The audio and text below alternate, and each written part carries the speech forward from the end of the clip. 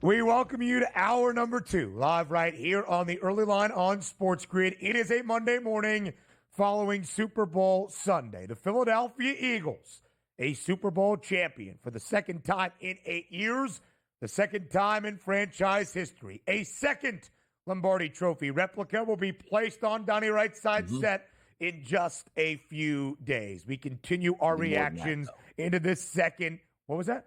Take a couple more days. It takes a while, BWS. Yeah, it takes probably like a month and a half, maybe. So I get the Eagles have their celebration, which is going to have the parade on Friday. The Lombardi will be there, so I have to have sort of one that's going to be in a couple months. Like you got to cook a nice meal up for lunch because since we don't eat dinners around this part, and we'll put the Lombardi there. We'll sort of have a party around it. So that's what we're getting ready for in a couple months.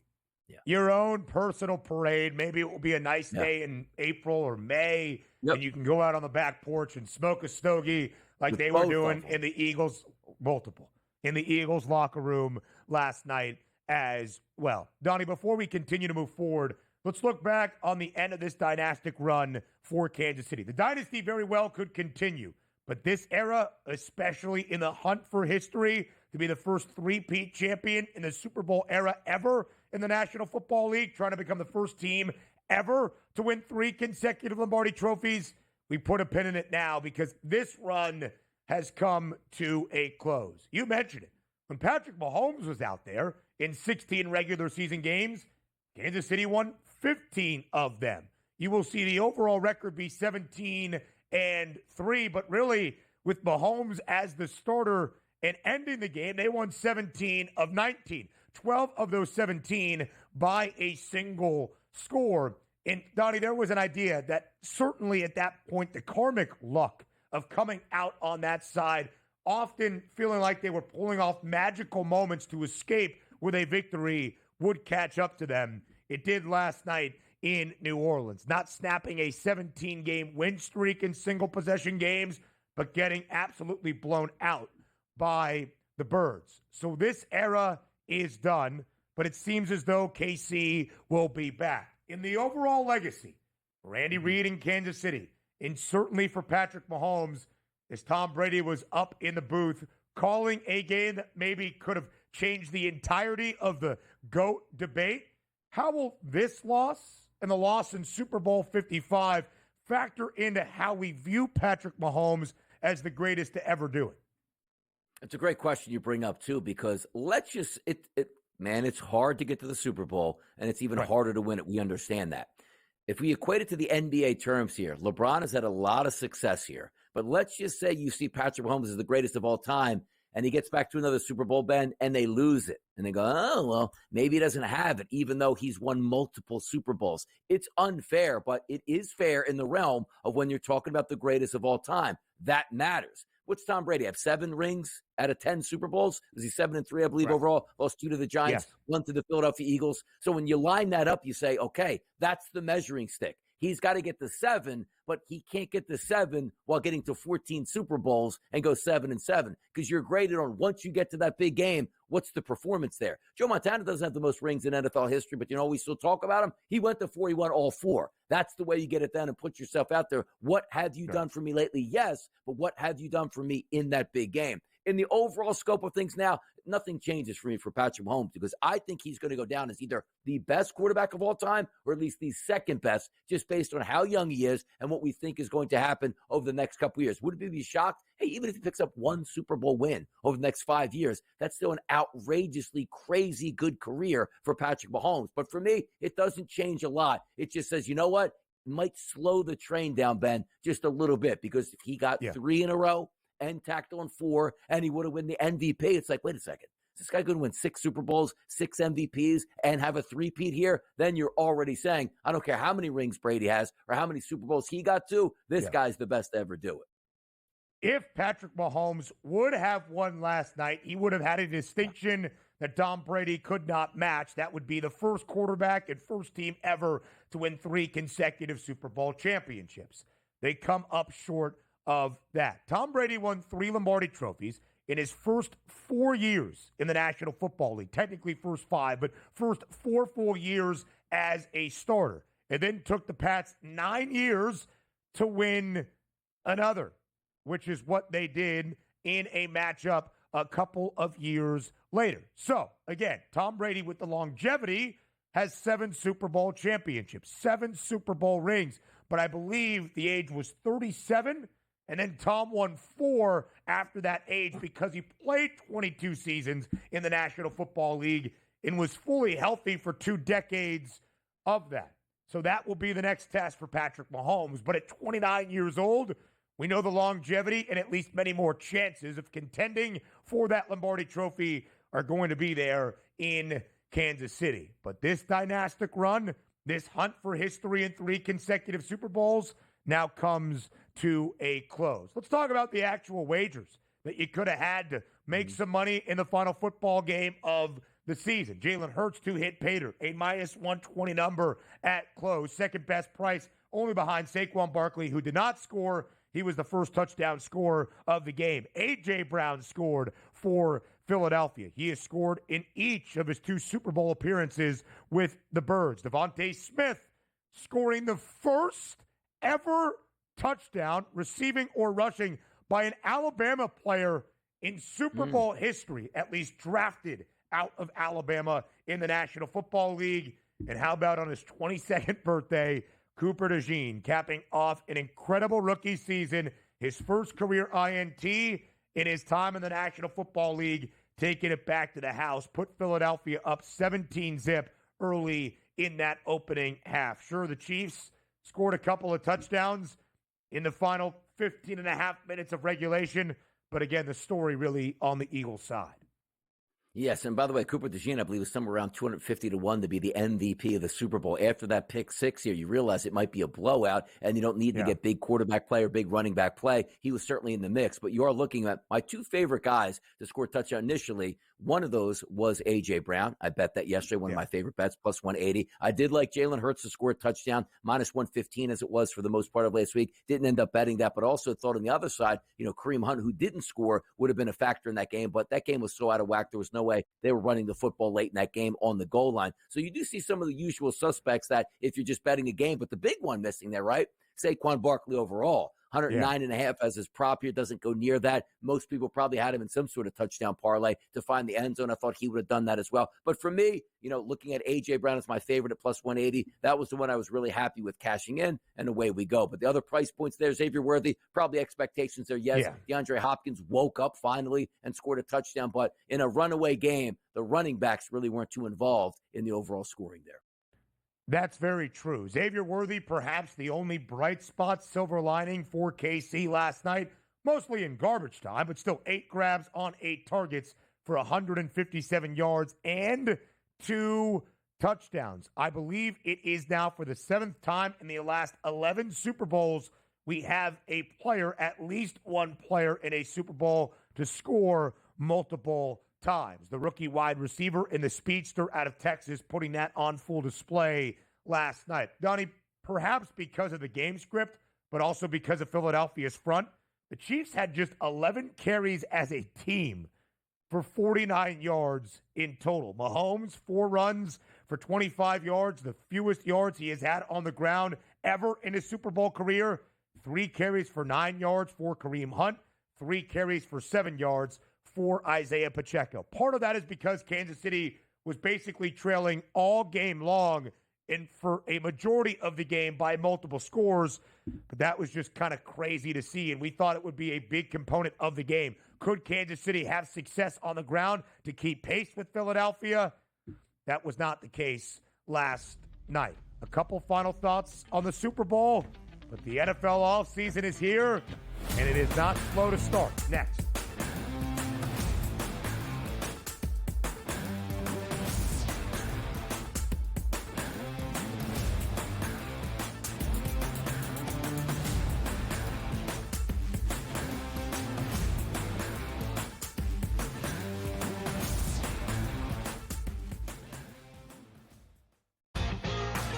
Slow play drum beat grows louder and louder every week, to the point now that they're making overt references to it on the broadcast. So there's plenty of other guys that have to get faster.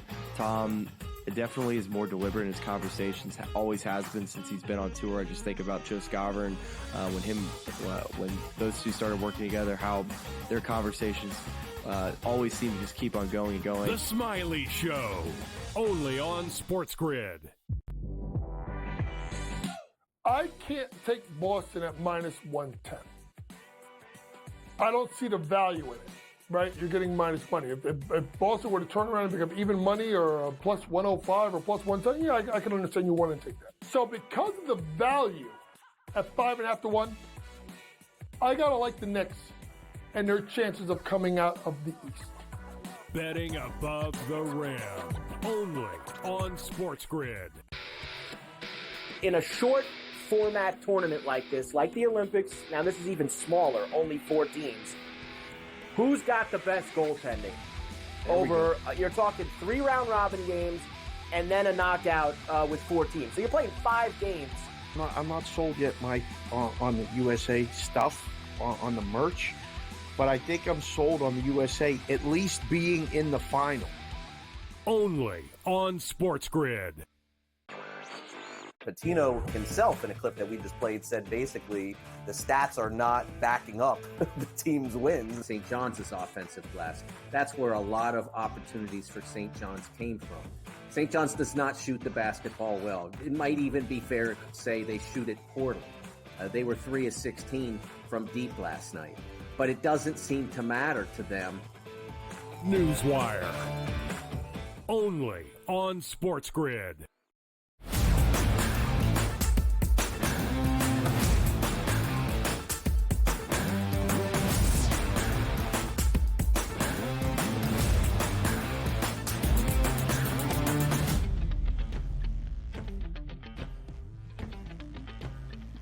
Some final Super Bowl prop bets that you can only bet for the biggest football game of a season on Super Bowl Sunday. Donnie, a profitable day for me in terms of a lot of these bets. Shortest touchdown for the 7th time in the last 11 Super Bowls, under 1.5 yards, maybe even 8th time in the last 11. Courtesy of Jahan Dotson being down at the 1, and of course a tush push for Philadelphia. Longest touchdown over 34.5. That happened multiple times on some deep throws to Devontae Smith and Xavier Worthy. Longest field goal over Jake Elliott. What a night it was. Ball off his foot last night. Sounded like an absolute cannon who had struggled from deep this year. 1 of 8 entering. Did hit a 50-yarder and a couple of 48-yarders over 47.5. Over 26.5. By the way, for the shortest field goal, a bet I cashed. And thank God we had a couple of false starts or disconcerting signals, illegal snaps, whatever the declaration was for Philadelphia, because Jake Elliott drilled a 24-yarder, but a false start moved it back to the 29 or a 29-yard field goal attempt and converted. We saw multiple 2-point attempts. We saw multiple 2-point conversions. Tails never fails. In yellow-green, that winning Gatorade color for Philadelphia, matching their primary color as well. DRS, not sure if you guys talked about those props during your week in the Big Easy, but it was astounding to see the colors shift in terms of the Gatorade odds on the FanDuel Sportsbook. Overnight, purple was the favorite. The Chiefs were the favorite.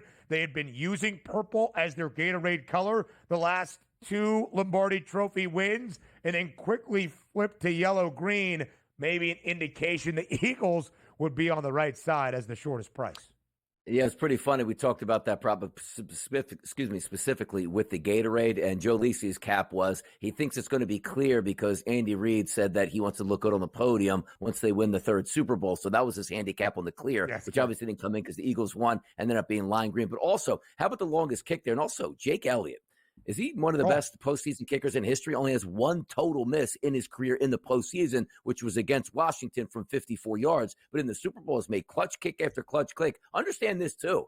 That first kick of 48 yards after the false start, that was a 7-0 game. You missed that, you give the Kansas City Chiefs the ball roughly at midfield. Maybe that could have been a momentum builder here. So he was clutch that entire way through. But everything, like the under 1.5 makes too much sense with the Eagles because all they do is pulverize you from the 1-yard line on a simple quarterback sneak. That came in easy. So, and yes, tails for me. I always vote tails in the Super Bowl, and it came up tails again. No handicap on that at that point, but it does make sense. Popular prop is, you're right, the longest field goal. What a better way to win that? Or how about if you're on the under on that, going, hey, field goal's good, move it back 5 more yards, smack field goal, win it by a half of a yard. That's tremendous, those wins, when you know somebody's on the other side going like, this is ridiculously, what a bad beat. And it wasn't even like a false start where like the tackle and like the long snapper got called for the false start, which is something you never see.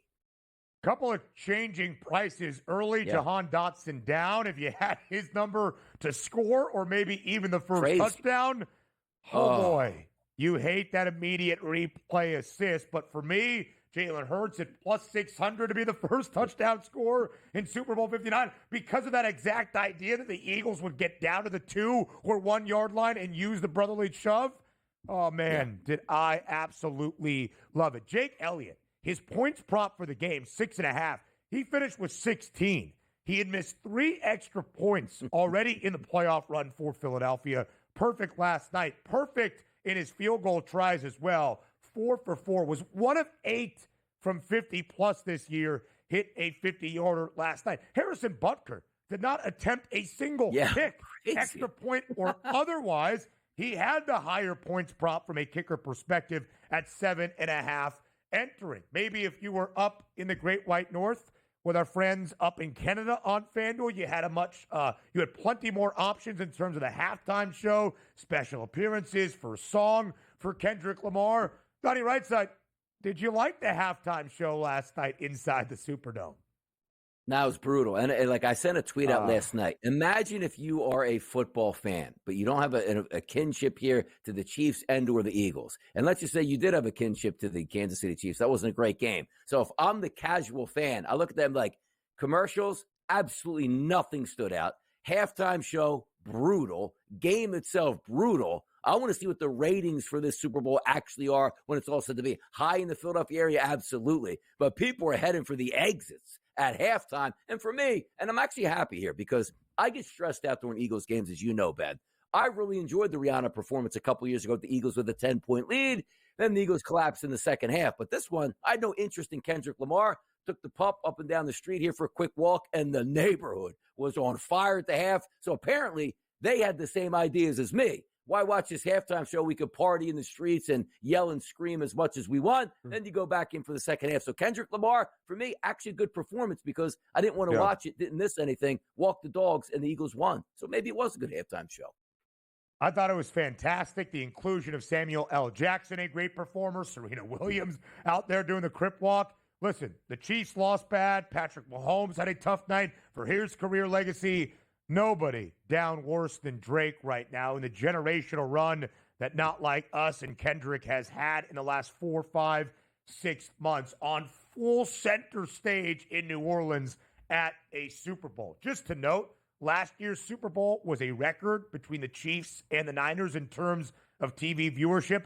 123.4 million viewers. They expect this year's numbers to eclipse that. We'll see if, frankly, a bad football game is going to stand in the way of that record viewership that was anticipated, because it was a bad football game. Even if the Chiefs came up short, Donnie, I still expected this game to be tight, as the odds makers did as well. 18 cents of difference on the money line, a total at 48.5.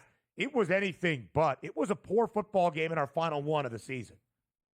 Yes, it was. And by the way, like my final score prediction was 31-20 Eagles. Oh, what a homer pick. But you have to understand, like, I wasn't going to pick the Eagles in a close game because the Chiefs always win close games. Yeah. So I thought the way the Eagles would win is hopefully they would have a double-digit lead, and they did. So it sort of worked out in my favor just by default on what you thought was going to happen. A lot of plus money available in the alt spreads. If you thought that would be the case, and sure enough, it was. The rest of the National Football League next.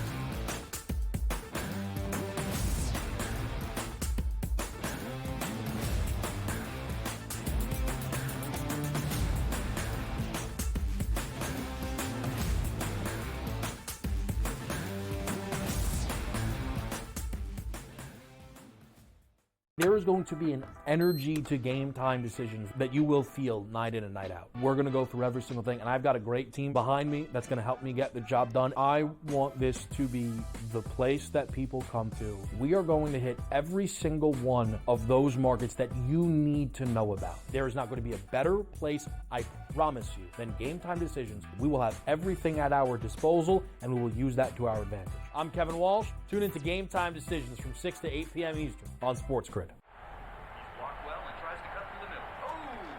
Your gut says Miami is going to win, and you should take the over. Your gut also said your NFT selfies would only go up in value. They didn't.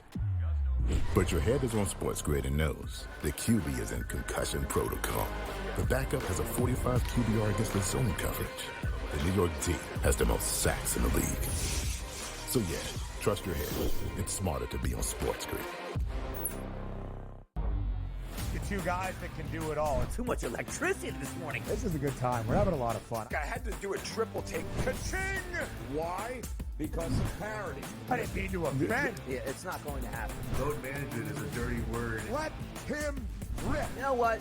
Circumstances provide the results. What? How do you do this once? Oh, Donnie, you got such a good show there. A network that is booming. The Early Line, only on SportsGrid. In a short format tournament like this, like the Olympics, now this is even smaller, only 4 teams. Who's got the best goaltending? Over, you're talking 3 round robin games and then a knockout with 4 teams. So you're playing 5 games. I'm not sold yet, Mike, on the USA stuff, on the merch, but I think I'm sold on the USA at least being in the final. Only on SportsGrid.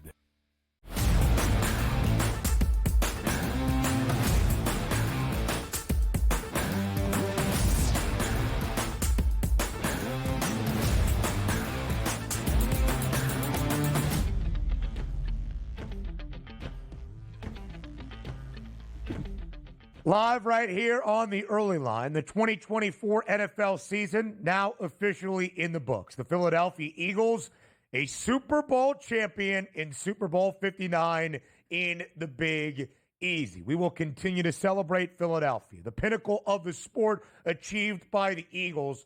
But, Donnie, it's officially the NFL offseason. All right, are we done with football? Absolutely not. The offseason's still king around the National Football League, and plenty of news in the lead up to Super Bowl Sunday and even in the weekend, including yesterday, Donnie, in the end of an error. That's not a typo. The end of an error in New York. Aaron Rodgers' 2-year tenure with the Jets is now officially coming to a close. A new regime led by Aaron Glenn and Darren Moogie. They have decided Aaron Rodgers is not going to return as their quarterback this upcoming season. According to Jay Glazer of Fox Sports DRS, Aaron Rodgers flew back to New Jersey last week to meet with the Jets brass about his future with the team, only to be told by the Jets brass, we're making a move in a different direction at the quarterback position. Can't blame them. Now we wait on Aaron Rodgers to see what his future is going to be in the NFL. 20 NFL seasons, now 41 years old. Will he return to the National Football League? That is the question. By the way, Jets fans, accountability, as I said last week, is back in the building. You have to be excited by this news coming out. Oh, no, understand this, Ben.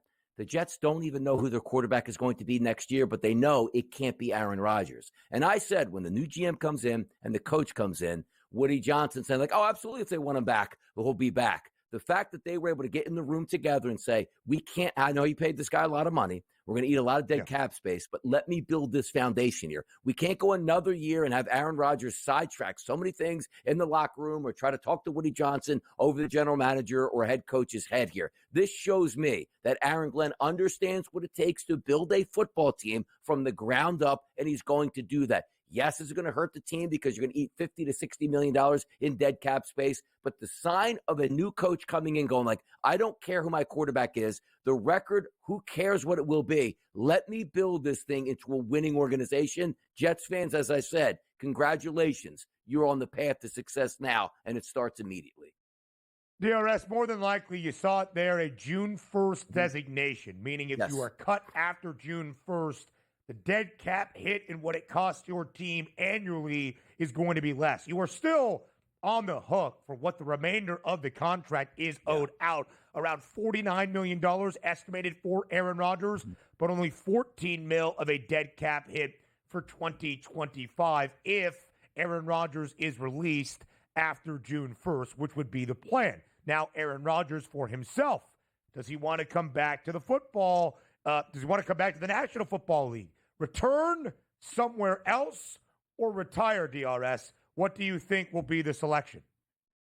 It's got to be a good spot because this isn't going to be one of those where, hey, let me go to a bad football team just looking for a name here to try to sell some tickets. Is it one of those intriguing spots where he might be able to land in San Francisco if the Brock Purdy negotiations don't go well? Is it going to be the Minnesota Vikings who say, you know what, J.J. McCarthy still with the knee injury, still a young kid here. Maybe he can learn behind Aaron Rodgers. But let's be honest here. It wasn't as if Aaron Rodgers is leaving the Jets in a power position. That was a disastrous 2 years that showed him getting older and not able to hold up behind an average offensive line. So is he just able to go to the 49ers and get it all back together? I don't think so. This is a tough look for Aaron Rodgers. To me, players want to go out on their own terms. If he retires, he's not going out on his own terms by being let go by the New York Jets. Could he follow the Brett Favre arc? Leave Green Bay after more than a decade and a half, go to New York, and make his way to Minnesota? Might J.J. McCarthy need a shepherd to guide him?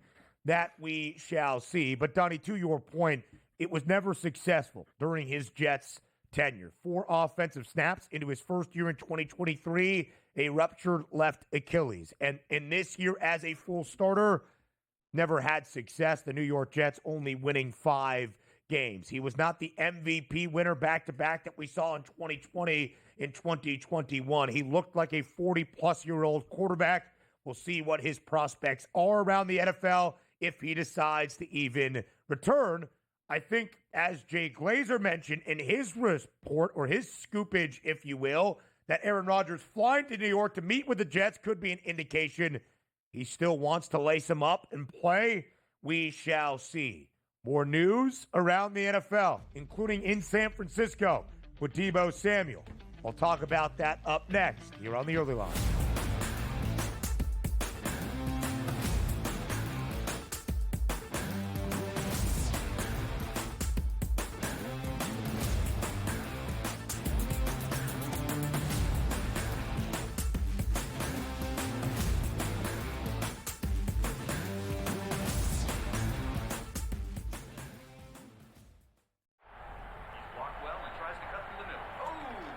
Your gut says Miami is going to win, and you should take the over. Your gut also said your NFT selfies would only go up in value. They didn't. But your head is on SportsGrid and knows the QB is in concussion protocol. The backup has a 45 QBR against the zone coverage. The New York D has the most sacks in the league. So yeah, trust your head. It's smarter to be on SportsGrid.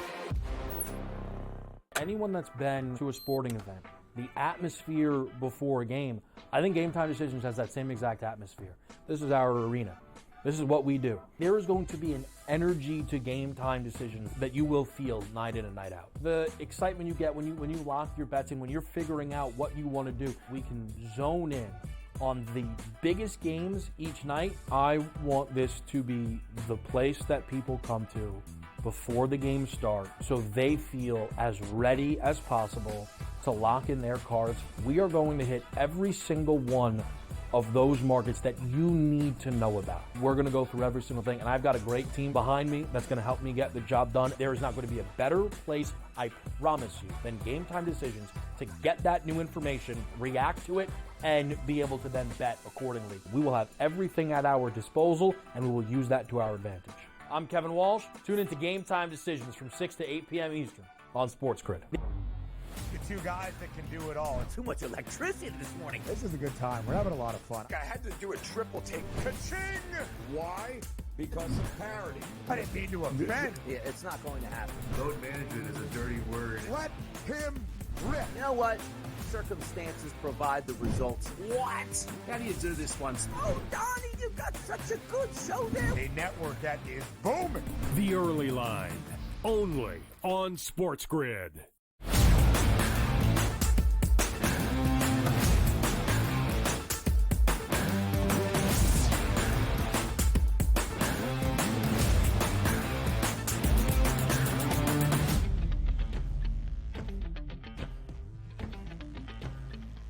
So, it is now the National Football League offseason, which means the drama is at an all-time high. When you surround Super Bowl weekend in New Orleans, you are always going to have some storylines. Aaron Rodgers, his time in New York is now through. Might that be the same story in San Francisco for Deebo Samuel, who signed a large extension just a few off-seasons ago? But in his exit interviews with his head coach, Kyle Shanahan, and the San Francisco Brass, Deebo Samuel basically asked for a way out and has been given permission by the 49ers organization, DRS, to seek a potential trade this offseason. What do you make of this news for the 49ers entering what feels like a precarious offseason ahead? It is a precarious offseason, but the one thing we know, this isn't the Deebo Samuels that we saw just 2 short years ago as one of the more dominant NFL wide receivers. It looks like he's cooked at this point and has hit the wall and has gained 20 pounds, isn't as explosive, it doesn't catch the football like he used to. So it seems like it's a marriage that's on its way out at this point, and probably best for each one of these guys, including the team and himself, to get a fresh start elsewhere. Maybe he can rejuvenate his career, put some work in the offseason, get back to the quickness, because for a while, Deebo Samuel, for me, was the toughest tackle in the NFL in the open space. Didn't matter if he was running a 4.2 40. Nobody could tackle the guy. And we haven't seen that in quite some time yet. So now a new organization might benefit him, but also understand this. As much as I joke about the salary cap in the NFL, and you can make things work, this is one of those where they go, boy, do we want to pay him around $20 million? We want to cut bait, then we can sign Brock Purdy. We can get another wide receiver in here. You get the point that we're going down here. But I do think this has ended for a divorce, no question.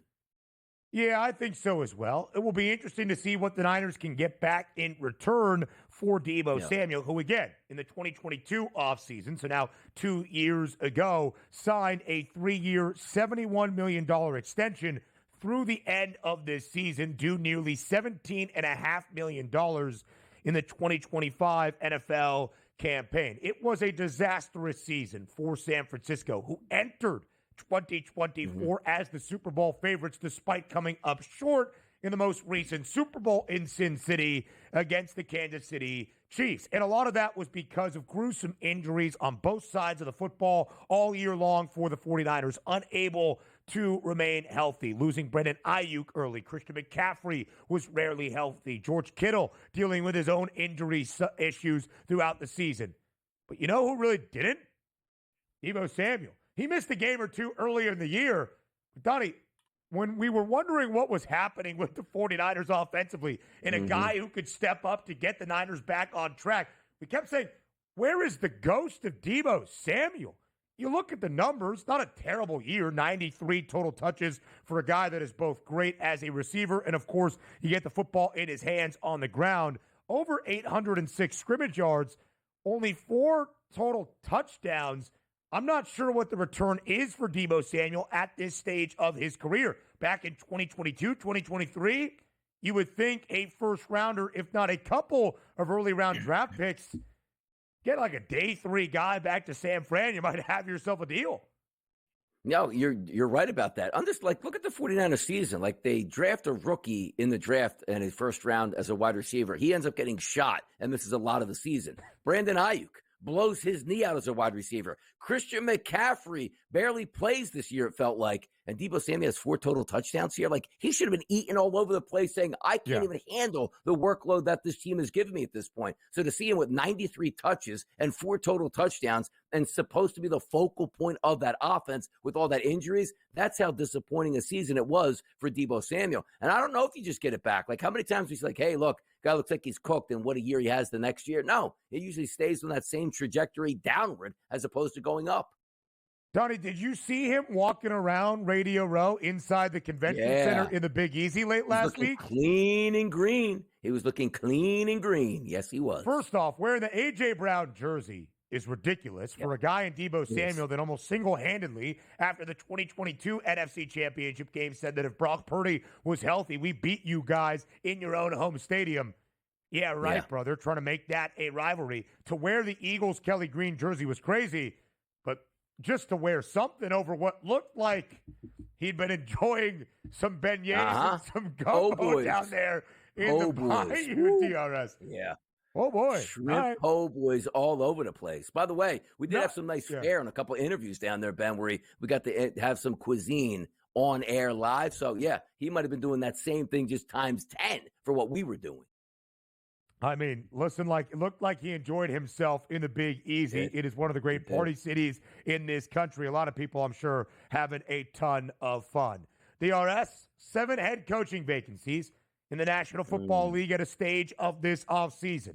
6 have been filled, as you would expect. It's mid-February. After a Super Bowl, only 1 remains outstanding.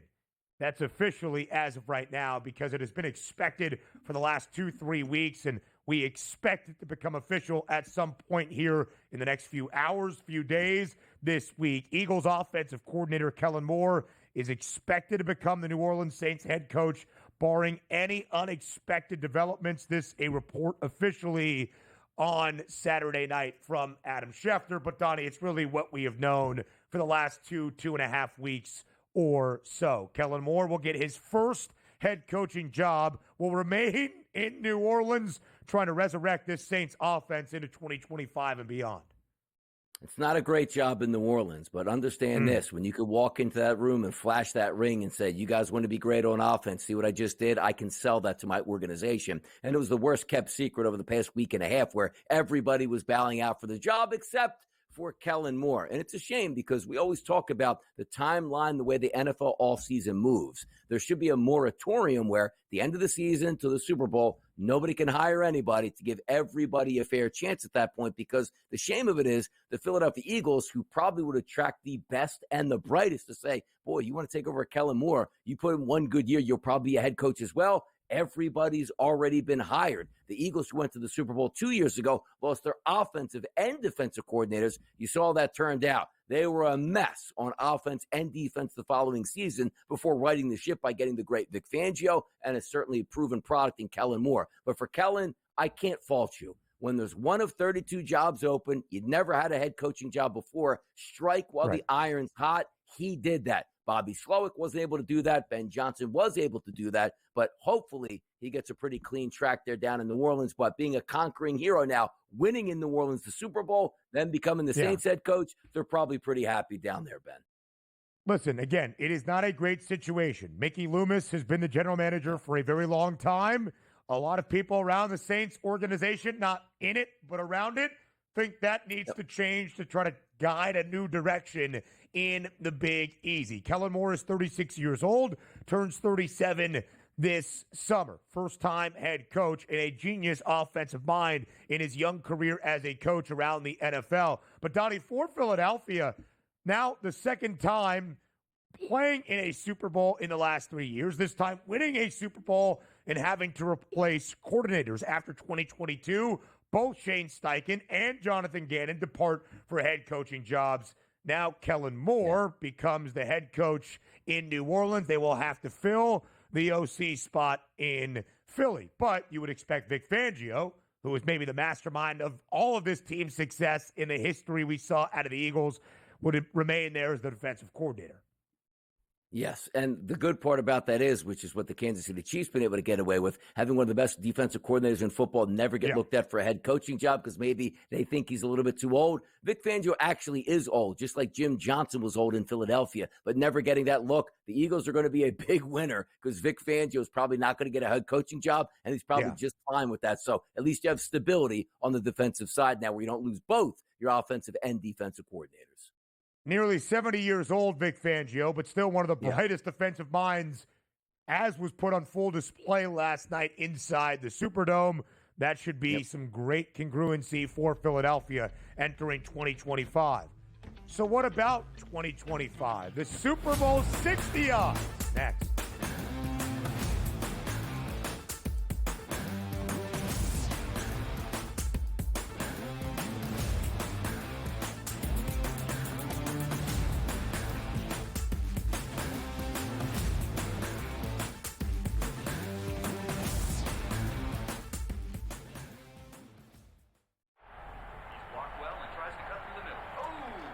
Your gut says Miami is going to win, and you should take the over.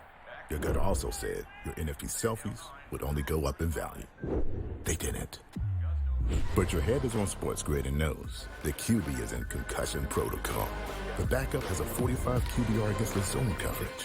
The New York D has the most sacks in the league. So yeah, trust your head. It's smarter to be on SportsGrid. Anyone that's been to a sporting event, the atmosphere before a game, I think Game Time Decisions has that same exact atmosphere. This is our arena. This is what we do. There is going to be an energy to Game Time Decisions that you will feel night in and night out. The excitement you get when you lock your bets in, when you're figuring out what you want to do, we can zone in on the biggest games each night. I want this to be the place that people come to before the games start so they feel as ready as possible to lock in their cards. We are going to hit every single one of those markets that you need to know about. We're going to go through every single thing, and I've got a great team behind me that's going to help me get the job done. There is not going to be a better place, I promise you, than Game Time Decisions to get that new information, react to it, and be able to then bet accordingly. We will have everything at our disposal, and we will use that to our advantage. I'm Kevin Walsh. Tune into Game Time Decisions from 6 to 8 p.m. Eastern on SportsGrid. The two guys that can do it all. Too much electricity this morning. This is a good time. We're having a lot of fun. I had to do a triple take. Ka-ching! Why?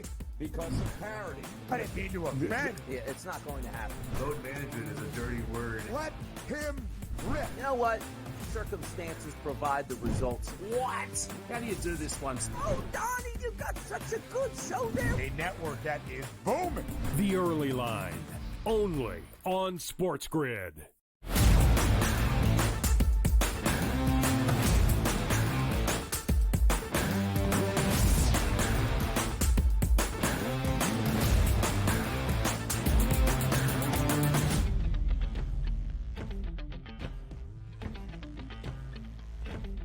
Sure, it's the first full day of the 2025 NFL offseason, but it is never, and I mean never, too early to look at the odds for the future in the available markets that are already out. Let's talk Super Bowl 60 by the Bay in Santa Clara, California at Levi's Stadium, the home of the 49ers. Here are the Super Bowl 60 odds entering 2025. If you said my home stadium, that's incorrect. My home state, hometown. That would be hometown. That's even fine. closer. Honestly, even like closer. not too far off. Santa Clara is a beautiful area, so I'm not mad about it whatsoever. The Chiefs, DRS, open as our Super Bowl favorites for the 2025 NFL campaign at plus 650. Ravens, Eagles, Bills. How about a three-way tie for the second-best odds to hoist that Lombardi Trophy in Santa Clara, California, 7-1, and the Lions round out the top five at a 9-1 number. Those the five organizations with a three-digit price, sub 10-1 to win next year's Lombardi Trophy. Do you have any issue with any of it? The Chiefs opening ahead of everybody else as a favorite, the grouping where the Eagles find themselves alongside those other teams from the AFC, the Lions being under a 10-1 price. Any issue, DRS, or does it feel fitting? No, it feels fitting. And again, they're all close. It's not as if it's like the Chiefs are 2-1, the Eagles are 9-1 at this point. They're within 50 cents of each other, talking about the Chiefs, Buffalo Bills, Philadelphia Eagles, and the Baltimore Ravens, and the Lions just behind them. The usual suspects, as we like to say. Now, granted, you just saw the Eagles play and win a Super Bowl. It is so hard to get back into the NFL. They sort of turn the tide against you. A first-place schedule. You get the last draft pick in each round at this point. So it is set up for parity in the NFL, but it's still going to be Andy Reid. It's still going to be Patrick Mahomes. The Buffalo Bills are a quality team. The Eagles just won the Super Bowl. They have a young defense coming back. They won't be able to keep everybody. We'll see what happens there, but Howie Roseman usually is a genius. He'll probably be able to sign everybody and even add another fantastic player to the team. The Ravens always with the pedigree. The Lions super talented. And then some of the performers that underperformed in the Niners. The Commanders are young and healthy. Yeah. They expect to be back. The Bengals, if they can keep at least one of those wide receivers happy, you get the point here. I have no issues with the Kansas City Chiefs once again being there because why? They're always in the mix and in the Super Bowl, so why not make them the favorite again? Again, if you would bet the very opening preseason price or offseason number on the Chiefs to win the AFC Championship or a Super Bowl in the last 7 years, that Patrick Mahomes has been the starting quarterback in Kansas City, you would be wildly profitable, even with KC coming up short of a three-peat last night in New Orleans. And, Donnie, that is the idea once again. We heard from Andy Reid in the opening hour. We heard from Patrick Mahomes how this group will learn from this moment of an utter defeat in Super Bowl 59. The two losses Kansas City has seen in their Super Bowl attempts have been in blowouts, 31-6 in Super Bowl 55 against Brady and the Bucs, of course, last night by 18, but not even truly that close in the Big Easy. But the odds makers are telling you, Chiefs will be fine, Kansas City will be back. I do believe correctly KC should have the shortest number in the AFC. The Ravens and the Bills only 50 cents back. That is going to be a very tight grouping, Donnie, when the AFC Championship odds come out this week, next week, whenever that might be. But again, I would just say to all of you, the Chiefs will not enter this year as the reigning champs of a Super Bowl. They will enter this year as the reigning AFC champions for a third consecutive season. It is true.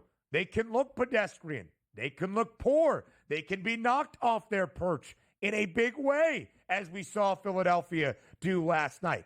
But until Lamar Jackson and the Ravens change that narrative, and Josh Allen and Buffalo exercise their biggest playoff demon, that is Patrick Mahomes and Kansas City, I'm not so sure I'm going to be rushing to the window to bet it, especially if the gap is $0.50 or maybe even less. Exactly. And you know the Kansas City Chiefs are going to do? Rebuild that offensive line. Rashee Rice will be back next year. Hollywood Brown at full offseason that he's probably healthy to get back in the mix. They're going to be okay. If we look also, let's just say the top five teams again, as you pointed out, 10-1 or less here. Do you know what team I'm worried about? And we'll go right over. Kansas City Chiefs. You know who's coming back? Andy Reid and Steve Spagnuolo. Buffalo Bills, probably going to have the same offensive coordinator and also defensive coordinator, which, again, would be Sean McDermott. You take a look at the Philadelphia Eagles. They're going to lose one in Kellen Moore, and that's a big deal. But Fangio coming back, and so is their head coach, Nick Sirianni. The Baltimore Ravens, defensive coordinator, offensive coordinator, head coach coming back. How about the Detroit Lions? Dan Campbell, you love his grit and what he's bringing, that tough foundation, but they're now losing the engine to their offense with Ben Johnson and also the heartbeat of their defense, which was Aaron Glenn. That's going to be a tough one for the Lions. I know they're excited about who they're going to bring in and who they're going to make offensive defensive coordinators, keep everything in-house and see the way it goes. But at the same time, for me, those are tough losses. Ben Johnson was the best offensive coordinator in football for my money. He's gone. Let's see how they respond. But they're still being priced appropriately at 9-1. I just, out of all of those teams under 10-1, Ben, that's the team I worry about the most. Yeah, and Donnie, you would look at Detroit and think it is a promising number for a team that was so banged up and did lose in the divisional round against the Commanders. But you would think, hey, players are healthy next year. This Lions team was an absolute wagon. They entered the postseason as the favorites to win a Super Bowl and, of course, then the NFC. But a lot of questions because of the change at coordinators on both sides. Can the Lions continue to see that success, hoping to play in their first Super Bowl in franchise history? That number, Donnie, on Detroit, 9-1, and the number right behind them on the 49ers at 17-1, the two I am most intrigued by. I could not wait to see what San Francisco would be booked at for a team that has been the odds makers' favorites for the last half decade, but just came off a disastrous season with an uneasy offseason ahead, with the biggest outstanding pay tab for Brock Purdy on the horizon, which makes the roster they have built around the quarterback that they have had at a discount much harder to maintain season over season. But if the Niners can get back to what we expect, that 17-1 could be a discount. And although I would tell you, I think the Bengals probably have the best price relative to value in the AFC at 24-1, I got to see who's there on week number 1 in 2025 before I bet Cincinnati to win a Super Bowl. MVP on. That's next.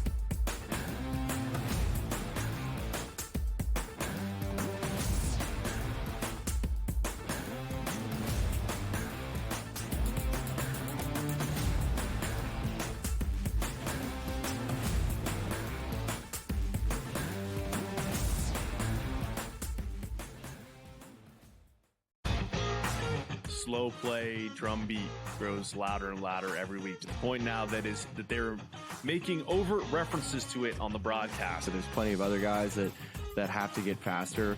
Tom definitely is more deliberate in his conversations, always has been since he's been on tour. I just think about Joe Scover and when those two started working together, how their conversations always seem to just keep on going and going. The Smiley Show, only on SportsGrid. I can't take Boston at minus 110. I don't see the value in it, right? You're getting minus money. If Boston were to turn around and become even money or plus 105 or plus 110, yeah, I can understand you want to take that. So because of the value at 5.5 to 1, I got to like the Knicks and their chances of coming out of the East. Betting above the rim, only on SportsGrid. In a short format tournament like this, like the Olympics, now this is even smaller, only 4 teams. Who's got the best goaltending? You're talking 3 round robin games and then a knockout with 4 teams. So you're playing 5 games. I'm not sold yet, Mike, on the USA stuff, on the merch, but I think I'm sold on the USA at least being in the final. Only on SportsGrid. Patino himself, in a clip that we just played, said basically the stats are not backing up the team's wins. St. John's offensive glass. That's where a lot of opportunities for St. John's came from. St. John's does not shoot the basketball well. It might even be fair to say they shoot it poorly. They were 3 of 16 from deep last night. But it doesn't seem to matter to them. Newswire. Only on SportsGrid.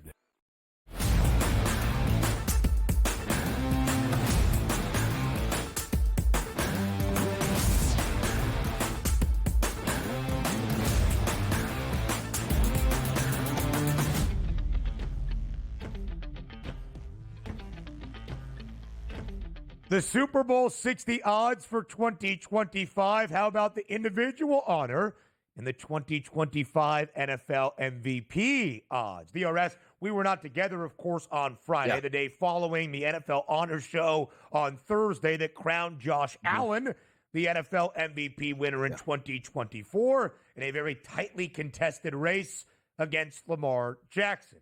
Lamar Jackson, who was the reigning NFL MVP winner entering this season, will enter next year as the short favorite, plus 450, just a $0.50 in front of Josh at a 5-to-1 price. Patrick Mahomes and Joe Burrow third shortest numbers at 7-to-1, and Jaden Daniels, after winning Offensive Rookie of the Year, an 11-to-1 price, which was a similar number we saw for C.J. Stroud most of last offseason. Will the sophomore slump or perhaps a small slide occur for Daniels in Washington?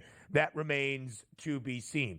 Donnie, I guess I'll kind of ask for your takeaway, your reaction to Josh Allen being named the NFL MVP this year, in kind of how you look at those two guys being separated by only a $0.50 atop the 2025 MVP odds.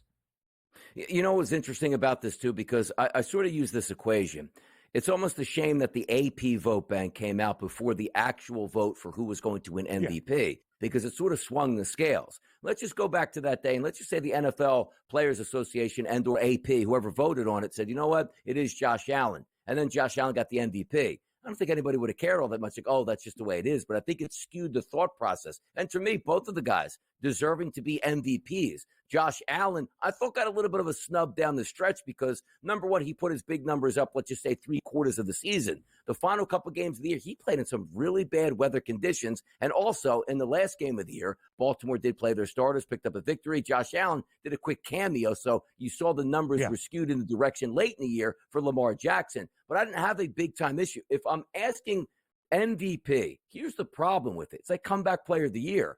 A lot of people vote on it different ways than just the best overall player in the NFL. Like an MVP was most valuable player. It doesn't necessarily mean just the best player, because I tried to explain it to people like, well, what's your vision for the MVP? And I say, well, to me, Baltimore with a decent backup quarterback goes to the playoffs. The Buffalo Bills, with a decent backup quarterback, they might be drafting in the top 5 this year in the NFL. So it's unfair to Lamar to do that to him because the team he plays with and Josh Allen. But as I said, more people vote MVP differently than just a straight up who's the best player at that position. I didn't have an issue either way. Happy for Josh. He got it done. He's had a great career so far. Hasn't gotten to the Super Bowl, but also for Lamar Jackson, snubbed maybe a little bit, but he's got multiple awards already at that point. I didn't have a big deal looking at that going, oh, what a robbery, Ben. I just didn't have that.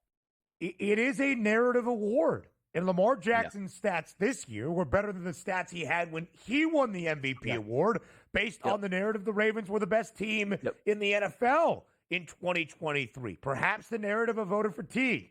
His 3rd MVP award in his 6 years as the full-time starter in Baltimore. Come on, we can't do that, right? But because of the historic nature of this decision, Lamar Jackson is the first guy in NFL history to ever have more passing yards, more passing touchdowns, fewer interceptions, higher completion percentage, more rushing yards, so on and so forth than the actual MVP winner, despite the fact that Josh Allen made history as well. The Bills had a better overall record. They won the AFC East for a 5th consecutive year when not really expected to do so entering the season because of everything Buffalo had lost. I'm not so sure, Donnie, based on these offseason odds, I would bet either guy.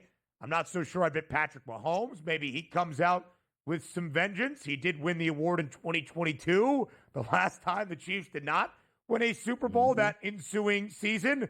Again, I think Joe Burrow can put up those MVP numbers if most everybody is back in Cincinnati, but perhaps that is the largest if around the National Football League all offseason.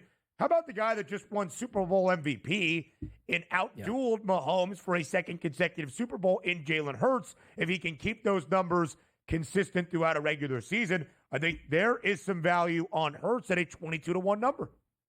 There is, and also understand it's typically a quarterback award. Now, if we were to vote on the MVP at the end of the season, it probably would have came up Saquon Barkley, even though he had about 50 yards or so in the Super Bowl. Interesting point next year is Saquon's 50-1 to start out to be the MVP. Jahmyr Gibbs is 100-1. Maybe running backs should get more respect next year, and who knows? Jahmyr Gibbs has the wheels to put up big numbers, and if Saquon Barkley, refreshed and ready at only 28 years old, entering into next season, maybe he can get it done.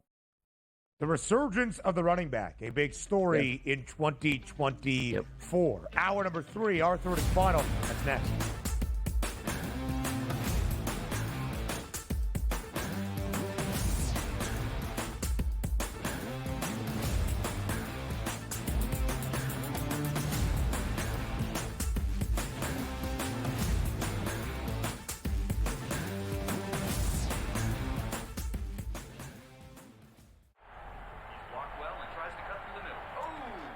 Your gut says Miami is going to win, and you should take the over. Your gut also said your NFT selfies would only go up in value. They didn't. But your head is on SportsGrid and knows the QB is in concussion protocol. The backup has a 45 QBR against the zone coverage. The New York D has the most sacks in the league. So yeah, trust your head. It's smarter to be on SportsGrid. You want me to solve all this tush-push and 4th down malarkey that goes on with the officials? Here's a crazy idea. Get rid of the worst rule in the NFL, and that is forward progress. How about this? Where I knock your ass in the ground is where the ball goes, period. Let's end this whole conversation. Like, if I drop you back 4 yards, then you lost 4 yards. If we get rid of forward progress, this tush-push and everything else is taken care of. Where I put your tail on the ground is where the ball goes. End of conversation. It's the dumbest rule and the most arbitrary rule. The only thing that is a worse call in the NFL than forward progress is the punt that goes out of bounds when you watch the official walk down the sideline having absolutely no clue where that ball crossed over. All I can think of is that Price is Right game go do-de-do-de-do, do-de-do-de-do, as he's walking down the sideline, arbitrarily trying to figure out where the ball crossed over because he's got no clue. The Early Line, only on SportsGrid. There is going to be an energy to game time decisions that you will feel night in and night out. We're going to go through every single thing, and I've got a great team behind me that's going to help me get the job done. I want this to be the place that people come to. We are going to hit every single one of those markets that you need to know about. There is not going to be a better place, I promise you, than Game Time Decisions. We will have everything at our disposal, and we will use that to our advantage. I'm Kevin Walsh. Tune into Game Time Decisions from 6 to 8 p.m. Eastern.